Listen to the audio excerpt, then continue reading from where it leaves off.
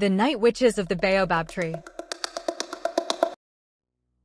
Long ago, in the heart of a dry savanna, there stood an ancient baobab tree, so wide 10 men could not encircle it with their arms. By day it looked harmless, a tree where birds nested and goats rested in its shade. But by night, the people whispered it belonged to witches. Every moonlit night, strange laughter echoed from its hollow trunk. Villagers swore they saw shadowy figures climbing its roots and mounting hyenas with blazing red eyes. Wherever they rode, mischief followed. Pots of soup spoiled before they touched the fire. Babies cried until dawn, their mothers weary and hopeless. Travelers lost their way, circling the same path until morning.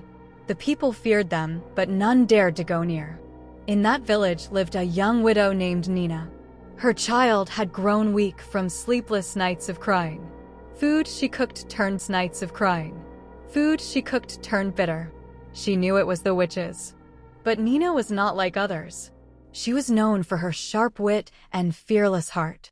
One evening, she told herself, if no one dares to face them, then I must.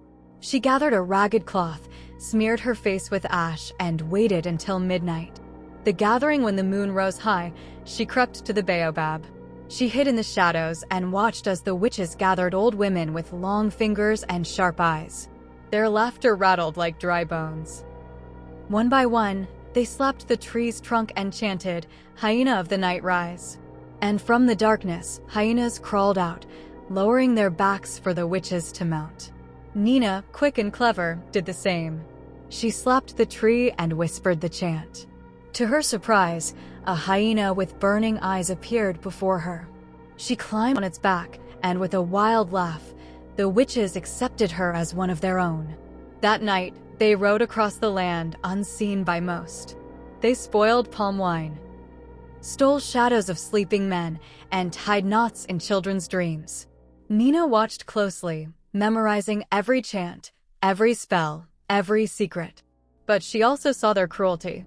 At dawn, they returned to the baobab, dismounted, and slipped into the hollow trunk where a hidden fire burned. There, their leader warned, "No witch who enters this tree may leave with our secrets. Betray us, and the baobab will claim your soul." Nina's heart pounded, but she remained silent. The next evening, Nina decided to reveal everything she had learned. She planned to warn the village so they could finally defeat the witches. But the witches were cunning. That night, when Nina mounted her hyena again, they led her deeper into the forest. Instead of mischief, they stopped by a lonely stream. There, the leader turned to her and said, "Sister, why do you ride with us, but speak with the heart of a stranger? We know you." Nina froze. The witches chanted, and the stream turned into a mirror. In its reflection, Nina saw her true self, her disguise melting, her ash-wiped face revealed. The witches laughed.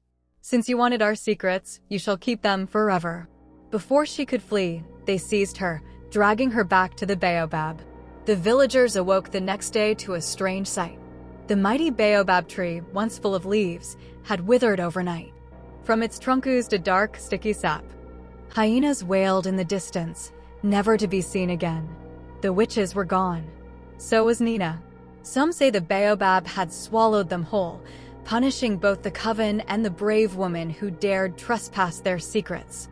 Others whisper that on moonlit nights, if you press your ear against the tree, you can hear women's laughter mixed with a single cry, Nina's voice, forever trapped between courage and doom.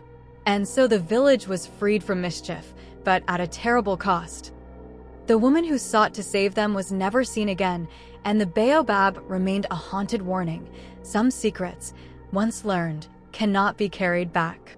Moral lesson: bravery must walk hand in hand with wisdom, or it may lead to destruction.